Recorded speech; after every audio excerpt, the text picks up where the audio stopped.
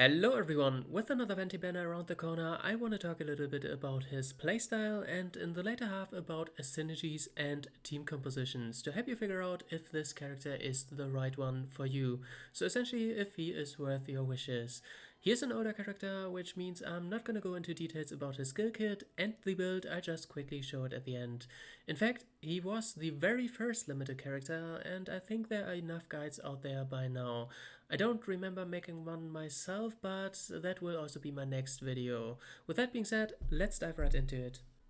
This character is a super simple support, you just press both of his skills and you're done here. And the main selling point about this character is obviously his elemental burst skill.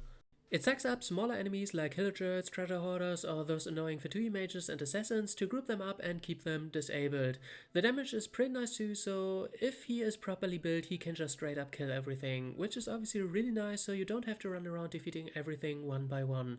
So I consider him strong in events and abyss in these kinds of situations, or just a nice to have comfort pick for exploring and daily commissions. Speaking of exploring, the ability to create an updraft by holding his elemental skill is obviously pretty nice as well, but in combat you should pretty much only tap this skill. He was on top of all the tier lists for several months after the release of the game, and I think he can still be pretty strong, but like I said earlier, I think he's mostly a comfort pick these days. I consider the only place in this game where characters can make a difference Abyss 12 as the most challenging timed format. Unfortunately, I think this is where this character has fallen off big time, simply for the reason that Abyss 12 turns more and more into like a boss rush mode. And while Venti is great against hordes of smaller monsters, there's really no point in bringing him against one or two big ones who are just too heavy to get sucked in into his elemental burst skill. When it comes to team compositions, again, it is very straightforward for Venti. He has some synergy with other characters, but essentially what you want to do is to slot him in every time you fight hordes of smaller monsters. You want to make sure that you have at least one character that can infuse his burst skill with an element, but since most people prefer to play Bennett as their healer, you can already check this one off. You get your Pyro infusion, but in theory any healer works as always. Aside from this, there is one very popular freeze comp. I think by now everyone is familiar with the Morgana comp. The synergy here is Venti stacking up all the enemies in one spot and Ganyu's elemental burst skill.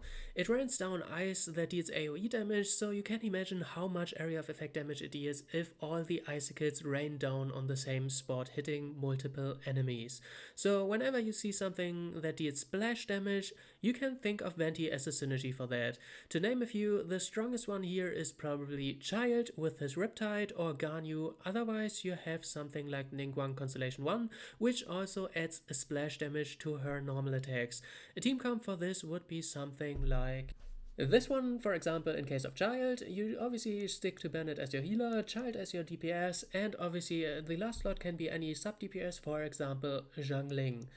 And in case of Child, you could also play something like a Raiden Shogun. She doesn't have splash damage, but she increases your team's elemental burst damage, and like I said earlier, Venti deals a considerable amount of damage with this elemental burst skill.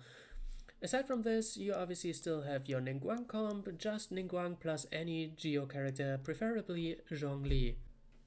Of course, you don't get too much value out of the Viridescent set in physical teams or geo teams like this one, so if you mainly have characters built that fit that criteria, you could even opt out of farming that set and use something like the 2-piece Noblesse set on Venti to further increase his burst damage.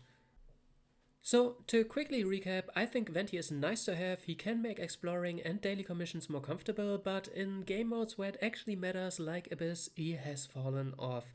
Let me just say, you can't go too wrong with him, especially if you have Ganyu or Child. It is worth considering for sure, but otherwise, I can't straight up recommend Venti. As I said in the beginning, I'll quickly show the build for reference. The most important thing is energy recharge to get his skills off. After that, it's just as much damage as you can get. For the weapon, I think the best one by far is the Stringless. If you have Refinement rank 5, it is definitely better than some 5-star options in my opinion even, and you can get it on the standard banner if you're lucky, so it's not too hard to get.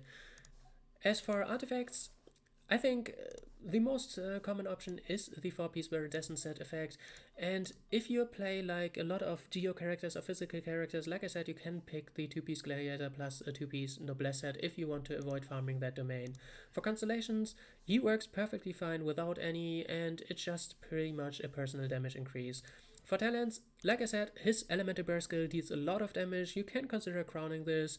Everything else, ignore the normal attacks. The Elemental skill deals a decent amount of damage, but not worth crowning in my opinion. Alright, we made it to the end. I hope this helped you decide if you want to have Venti, and if so, my next video will be a Venti guide. Stay tuned for that. Until then, have fun and bye bye.